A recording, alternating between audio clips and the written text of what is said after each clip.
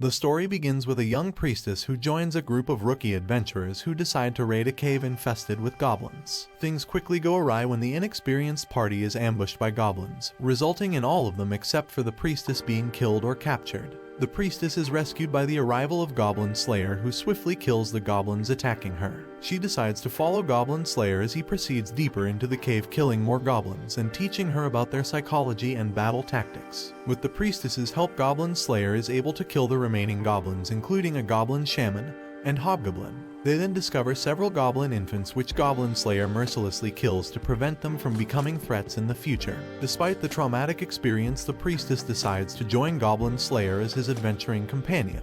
Goblin Slayer accompanies his childhood friend Cowgirl to sell her uncle's farm produce to the city. He later heads to the Adventurers Guild to find work, where he is treated by the rest of the adventurers as an outcast due to his low-quality armor and his habit of only accepting goblin-related quests despite his status as a high-ranked adventurer. Nevertheless, the guild girl is glad for his dedication towards goblin extermination, since most adventurers don't take goblin quests due to their low bounties, and those that do are often inexperienced. Goblin Slayer reveals that when he was a young boy, his village was attacked by goblins who killed nearly all of the villagers, including Cowgirl's parents. There he witnessed the gang's abuse and subsequent murder of his elder sister by goblins. This led him to train himself and learn how to kill goblins, but also resulted in him becoming socially awkward and obsessed with killing goblins, which Cowgirl's uncle warns will be why Goblin Slayer will never be normal. Cowgirl continues to support her friend despite her uncle's warnings, as she wishes to apologize to him for not bringing him with her to the city on the day before the goblins attacked their village. Later, Goblin Slayer and Priestess attack a fortress occupied by goblins and burns it down and prevents the goblins from escaping. Elsewhere, a high elf and her companions are looking for an adventurer named Orkbalg. High Elf Archer, Dwarf Shaman, and Lizard Priest ask Guild Girl for an adventurer called Orkbalg and Beardcutter, actually referring to Goblin Slayer in their race's native tongues. While Goblin Slayer talks with the trio, the priestess gets defended by Witch, an acquaintance of Goblin Slayer, when some rookie adventurers try to convince Priestess to leave Goblin Slayer and join them, assuming he is only using her as bait. High Elf Archer explains to Goblin Slayer that their races have united with the human kingdoms to fight against the resurrected Demon Lord's army and want to hire him for a related quest. Goblin Slayer refuses at first, as demons are not his concern, until Dwarf Shaman and Lizard Priest mentions ruins in elven lands occupied by goblins, since the elves cannot mobilize their army due to political concerns. Priestess also joins their quest after calling out Goblin Slayer for not asking if she wanted to join. As the group make camp and enjoys their races, as food, a drunken High Elf Archer berates Goblin Slayer for his rude behavior while the others talk about where goblins came from. The next day, High Elf Archer kills the goblin sentries at the ruins and the group enters. Goblin Slayer's group enters the ruins, where he notices there are no totems, suggesting a shaman does not lead these goblins. After rescuing an elven prisoner tortured by goblins, an angry High Elf Archer vows to avenge her fellow kin. The group finds a hall where the goblins are resting. Goblin Slayer's group uses sleeping and silence spells to kill the sleeping goblins without alerting the others. However, their silence alerts the goblins' leader, an ogre who happens to be one of the Demon Lord's generals. The ogre attacks the group using his strength and fire magic and proves difficult to kill due to his large size and ability to heal quickly. With his allies at their limit, Goblin Slayer uses his trump card, which is a magic teleportation scroll given to him by Witch, which sends strong jets of water from the bottom of the ocean to damage the ogre before giving him the killing blow. Later, the elvish reinforcements arrive to take over the ruins, and Goblin Slayer's group heads back to the city. Her experience with Goblin Slayer and his obsession makes High Elf Archer want to take Goblin Slayer to a proper adventure. After recovering from his wounds, Goblin Slayer helps Cowgirl carry her cart supplies to town. There he meets High Elf Archer, Dwarf Shaman, and Lizard Priest, and tells them he is open to the idea of exploring some ruins with them. Priestess informs him that she has been promoted to the next adventurer rank and formally thanks Goblin Slayer for saving her life. He then encounters two young adventurers who lost a sword in the sewers, and advises them to use a club as an improvised weapon so they can retrieve it. Guild Girl asks him to act as an observer on a promotion exam, where she punishes a re-scout for stealing loot from his party. The re-scout considers attacking Guild Girl but is dissuaded by Goblin Slayer's presence. Meanwhile, the two young adventurers recover the sword thanks to Goblin Slayer's advice. Goblin Slayer then receives a special goblin slaying request from the Sword Maiden herself. In a flashback, it is revealed that 10 years ago a group of heroes, including the Sword Maiden, slayed the original Demon Lord. Currently, the new hero and her companions slay the resurrected Demon Lord in another part of the world and crush his army, though some generals remain on the loose. Goblin Slayer and the rest of the party journey to Watertown, where they meet Sword Maiden, who is now retired. Sword Maiden informs them that there have been a string of violent murders in the town recently, and they suspect the culprits are goblins in the town's sewer system. Since the army won't mobilize to fight goblins and other adventurers have failed, she decided to reach out to Goblin Slayer. He agrees to the quest and leads the party into the sewers, where they discover the goblins have learned to use boats to navigate the sewers. This puzzles Goblin Slayer, as goblins have never been smart enough to use boats before.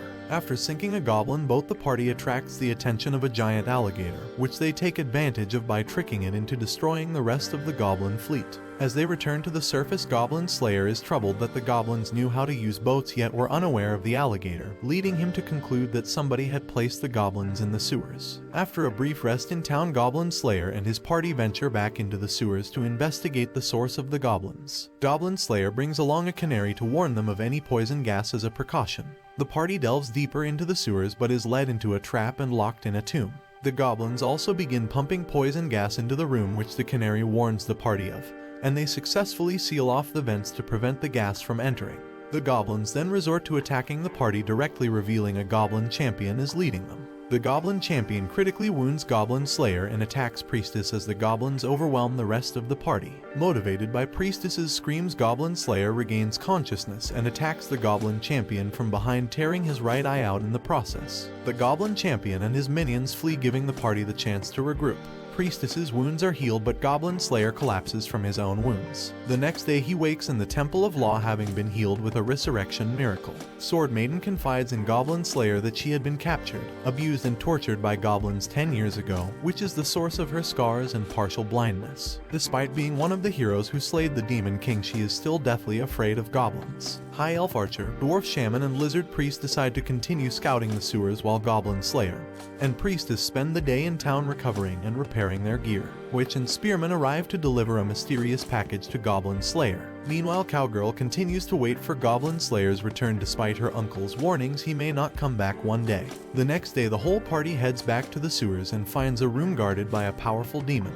Goblin Slayer uses the package, which contains fine flour, and spreads it around the room to create a dust explosion. The explosion kills the demon, and the party investigates the mysterious mirror it was guarding. The party discovers the mirror is actually a gate linking the sewers of Watertown with the Green Moon, allowing goblins to enter. As Lizard Priest works to remove the mirror from the wall, the rest of the party repels the goblin counterattack led by the Goblin Champion. Once the mirror is loose, Goblin Slayer has the party take shelter under the mirror, while Dwarf Shaman collapses the roof once the mirror is loose. The goblins are crushed, but the mirror protects the party, leaving them unscathed. The party encases the mirror in cement and sinks it in the river, as they can't guarantee other goblins won't learn to use it.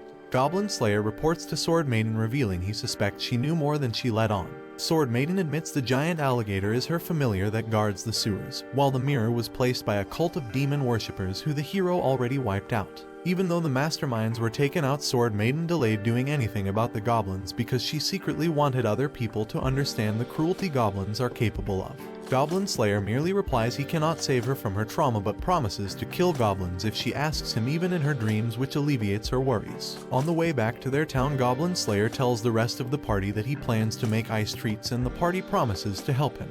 The hero's defeat of the Demon Lord and his army are confirmed, making her the 10th person ever to achieve a platinum rank, and festivities are held across the land. Meanwhile, Goblin Slayer continues his daily chores and accompanies Cowgirl to the town to get his armor repaired. While there, he sees veteran adventurers training rookie adventurers, after which he encounters the party, who invite him out for lunch with Cowgirl and Guild Girl. During the meal, Guild Girl notes the guild has started a program to have retired adventurers train rookie adventurers, so retired adventurers stay employed and rookie adventurers have a better chance of surviving. So Cowgirl wonders if Goblin Slayer will ever retire. The next day, Goblin Slayer performs more chores around the farm and reads a letter from Sword Maiden, thanking him for his help and telling him she no longer sees goblins in her dreams. That night, Cowgirl shares a moment with Goblin Slayer and tells him he should think about his future. Going to bed, she reflects on the fact that Goblin Slayer can't kill goblins forever and wonders what will happen when that time comes. The next day, Goblin Slayer does his daily patrol around the farm and discovers goblin footprints. Goblin Slayer concludes that a horde of over 100 goblins will attack the farm soon. He warns Cowgirl he cannot fight that many goblins in the open and urges her to run, but she refuses to abandon her home for a second time. Goblin Slayer heads to town to ask the other adventurers for help. They refuse at first, since there's no quest or reward posted for fighting the goblin horde. Goblin Slayer then offers everything he owns, including equipment, assets, knowledge, and his time as the reward for helping him fight. Sensing how serious Goblin Slayer is about the situation, Spearman and Witch agree to fight with him, as well as the 2 rookie adventurers Goblin Slayer helped, and Goblin Slayer's party also joins without question for the rewards of food or drink afterward or him joining an adventure. Guild Girl then announces that she's posted a bounty of 1 gold for each dead goblin, which convinces the rest of the adventurers to join. Goblin Slayer warns the adventurers that the goblins are being led by a goblin lord, a highly intelligent goblin specializing in leadership. He devises an effective strategy for the adventurers to fight the horde, and the first few waves of goblins are easily defeated. The Goblin Lord then sends several hobgoblins and goblin champions at the adventurers and attempts to flee, but is intercepted by Goblin Slayer. While the veteran adventurers slay the hobgoblins and goblin champions, Goblin Slayer fights the Goblin Lord alone but is defeated. However, when Goblin Slayer is about to be killed, the priestess casts 2 protection spells to trap the Goblin Lord. The Goblin Lord attempts to trick Priestess by begging for mercy, but this fails and Goblin Slayer kills him. It is revealed that this was all part of his plan, acting as bait so Priestess could entrap the Lord. After all the goblins are killed and the farm is secured, the adventurers return to the guild to celebrate, where Goblin Slayer confides to Cowgirl, who has started to pick up an interest in becoming an adventurer. He removes his helmet at Priestess's request as her reward, and the other adventurers are surprised to see his face for the first time.